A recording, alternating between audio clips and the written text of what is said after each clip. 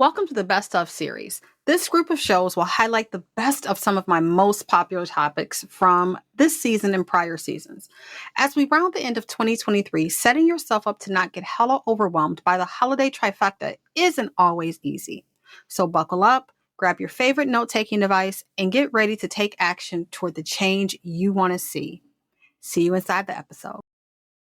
Welcome to We Ain't Normal. My name is Charmaine Fuller, and I'm an everyday mom sharing how I navigate my ADHD brain. Each week, we share tools, inspiration, and resources to help you uncover how to reclaim your time, energy, and focus. So thanks for hanging out with me today. Now on to our show. There are plenty of women who want to go down the HRT hormonal replacement therapy route. That is a whole massive big discussion. There is a lot of emotional conversations around that topic and conversation.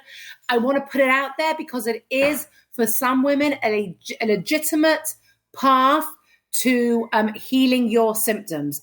The only thing I want to say about it is one way of healing your symptoms. And there are plenty of women who choose to do the hormone therapy route. But my only caveat with that is if you are still leading a stressed out life, eating a poor diet, not moving, working crazy hours, it doesn't matter how much hormone therapy you're going to take. It is like pouring water into a bucket with a hole. Girl, say that again for the people in the back. It doesn't matter how much hormone therapy pills or patches or creams you are using.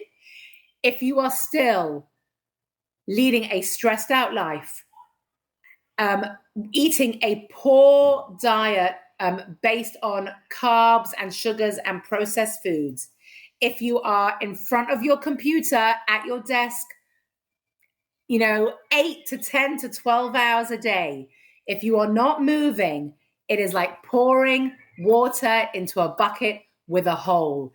Your hormonal therapy will only work for a short time. It will only heal you for a short amount of time. That is not a long-term strategy because the triggers for your hormonal imbalance are all still there because your lifestyle is still triggering hormonal imbalance. Yes. Yeah. Okay. We could just drop a bomb and just leave it at that, but keep going, girl. So whether you do or don't go down the hormonal therapy route, we still need to, at the end of the day, look at hormonal health, hormonal balance. Now, we know that perimenopause and menopause is a natural, normal, hormonal fluctuating time. However, how we arrive at perimenopause, our hormonal health as we enter perimenopause, and how we support our hormonal health and well-being throughout our midlife, throughout our perimenopause and menopause, will impact how we experience these years and how we are set up for postmenopause years. And that is something that I really want to touch on, because we think postmenopause is over there. Like postmenopause is so far away. I don't even want to think about it. I'm even not coping with the fact that I'm perimenopausal. Don't even talk to me about postmenopause. But the whole point of perimenopause and menopause is this journey, this like bridge from our fertility years. And I say fertility, reproductive years, whether you have had children or not. It is a biological stage, sort of fertility, reproductive years. Postmenopause is that other end or last stage, which can last 30, 40 years of your life. It's not the end of your life, but it is the last stage of your life cycle. And the bridge is perimenopause, menopause. So how we arrive at perimenopause and menopause hormonally, health-wise, lifestyle-wise, impacts our years in that stage, but then also impacts how we spend the next 30, 40 years of our life in postmenopause. And we really want to start adopting all those health and wellness strategies that are going to create long-term hormonal health, hormonal balance and hormonal resilience.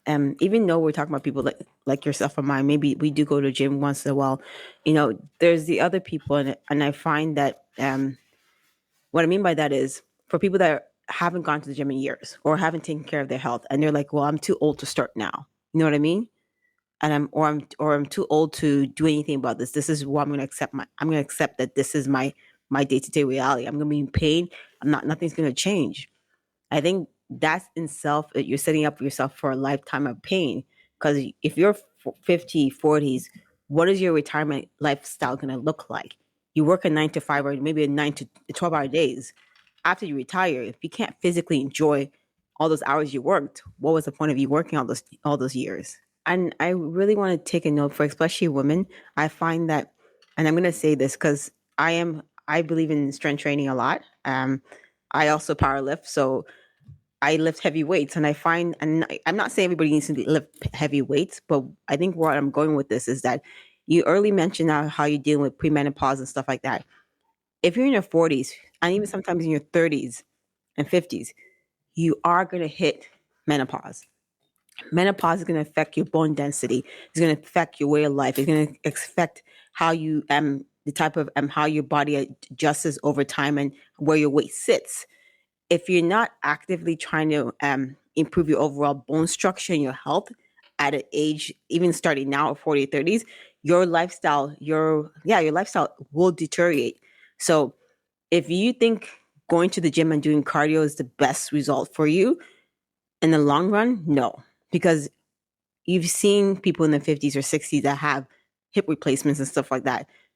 We lose a certain percentage of our bone density over years, and strength training is 100% requirement, especially for women, because we have less bone density and muscle than men, that you need to start as soon as possible. And I'm not saying to get underneath a squat machine.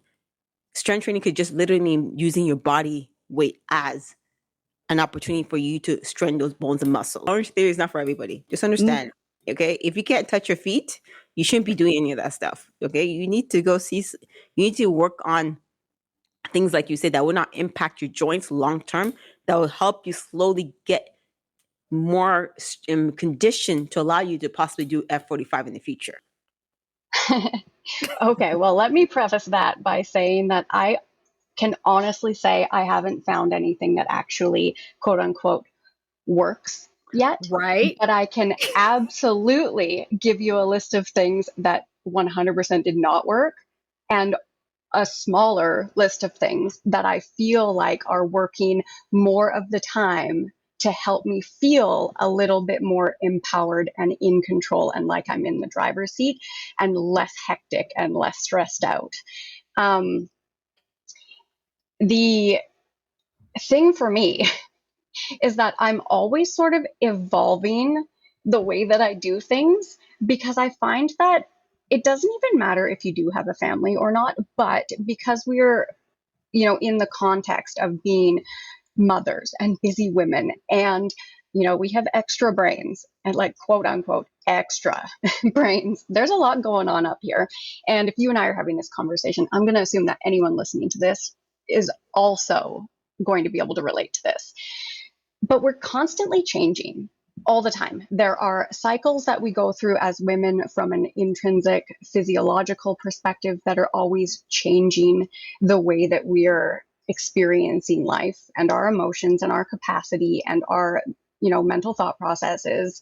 And then there's also the more unseen, lesser talked about world as well, with like energetics and more metaphysical influences, planetary movement, and just lots of things we forget to give credit to that are also influencing some of those cycles that we go through from, just experiencing the environment around us, whether we can see the cause or not. So for me, what I found was, really trying to have like some sort of system that helps me manage it all, really set me up for a lot of failure, because, trying to hold yourself to these unrealistic standards for what you should get done in a day, in a week, in a month, what you want to get done in a day, in a week, in a month. It's just so unrealistic. And I honestly don't think that anyone can actually hold themselves to a set routine or a set schedule or anything like that, without completely having to dishonor the energy or the feelings that they have on any given day. So for me, what I figured out was that I need to have like a loose guideline of the things I want to do. And then there's my priority list of the things that I have to do, whether I feel like it or not. And then I have to have a certain amount of leeway and forgiveness and recognition for what I'm actually capable of doing. And sometimes I'm capable of a lot more. And sometimes I can kind of fudge my way through it a little bit and still do most of it. And it might not feel 100% in alignment, but it's also not really going to take a whole lot out of me. And then there's certain times where like I can't keep up with anything that I really wanted to do or said I would do.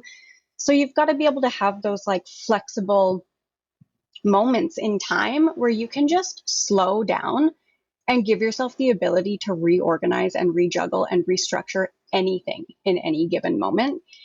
So having that awareness helps me make those decisions and make that call in the moment without all of that extra mind chatter, like without beating myself up for having to move things across my to-do list again, without feeling the guilt or shame of actually having to say no to something, even if I've previously agreed to it, and just giving myself the flexibility and allowing myself to, in the moment, recognize that I'm experiencing an energetic or a mental strain on the load I've put on myself. And I'm the only one who can take things off of my list or add things onto my list. So then going ahead and doing that in the moment and being okay with it. But I think most people never give themselves the amount of time or give themselves the space to do that because they don't slow their brains down long enough to be mindful of not just everyone else's needs, but of their own as well. Like being mindful enough to bring your own needs into the mix in that moment. So I know that's kind of a long-winded way of saying just going easy on yourself. What happens is we don't listen to ourselves. Somewhere along the line, somebody said, don't listen to yourself. Like, Wash it. yeah, like, no, this is the right way because every person thinks their way is the best way, right? And then as parents, if you could think of like a list of things, right? Yeah. And so like you being a gut intuition, you automatically know, and you could probably think of a million situations where you're like, I knew it wasn't right for me, but I still did it because I thought it's what everybody else wanted me to do. People pleasing stems from self-worth and what others, that also is a childhood thing, right? If you are always maintaining other people's emotions and like always trying to keep a house happy and all that stuff, like you felt like in order for others to be happy, you had to make them happy. And sometimes that was like at the detriment of your own self. And so when you really sit back and analyze it, there's so many things like within human design, even that go to show like, okay, there are people, you ever met those people where like, they don't struggle with self-worth issues. They know exactly who they are. They're just like so confident. Yeah. That's also something people are born with. That is not like, you just don't wake up or live life and you're like, damn, I'm confident as fuck. Dang, girl. Like you just don't like, it depends on everybody's life history is so different. How we were raised, how we, our parents parented us. And this is where people really get to harness and empower not only themselves, but the people around them. When you can take time to understand how each person in your household functions, how your spouse functions, how your partner functions, how your friends function, how the people you work with function, it can change the game for you because when you can understand and respect and see the people around you and they can see you and accept you for who you are, who you came to this earth to be, not who they want you to be, your relationships will change. If you understand so-and-so doesn't have a ton of energy, right? You're going to respect that. If you understand that I need a couple days to think about something that I'm not going to give you an answer right away, you respect that because you can see somebody for who they are versus how society says we should all be. Learn about yourself, do the inner work, really dig in, like, who are you versus what society tells you you should be or who you think you are, and really digest that. Who are you? How do you best make decisions? Where do you see your shadow? Because like shadow work's a whole nother thing. Yeah. Like even within human design, there's shadow work, right? Like there's times we're in our wisdom, who we are in our wisdom, and then there's the shadow side of us. And so the beautiful thing about shadows, though, like we learn the most about ourselves from our shadows. Yeah. And that is honestly the scariest part. And so one thing that I think people could really do in this situation is first learn about themselves. The best place to start in building that confidence and really growing is honestly learning about you. How do you best make decisions? What do you love? If you're a generator and you're doing things and you're people pleasing and always saying yes to everything that comes in front of you because you think there's not going to be another opportunity, you need to reevaluate that and really sit with like, what do I really want? What makes me happy? What things would I enjoy doing versus why do I have to do this because it's going to make somebody else happy? Or again, going into the people pleasing, because it's so easy to do when we aren't listening or in tune with ourselves. And to be able to sit with oneself to learn that stuff is some of the hardest work you will ever do. I hope you enjoyed today's episode and it freed you to see your life a bit differently. Make sure to check out those show notes in the description for a full rundown of today's episode with all the important links and resources. If you want weekly exclusive episodes with me personally, make sure to sign up for my Simplify My Life newsletter. I'd love to know what you enjoyed about this episode, so leave a review to let me know how I can continue to support you. So Mama, I want you to know, you're doing much better than you think. You're further than you believe, and you're worthy to have it all. So until next time, stay weird and keep doing you, babe.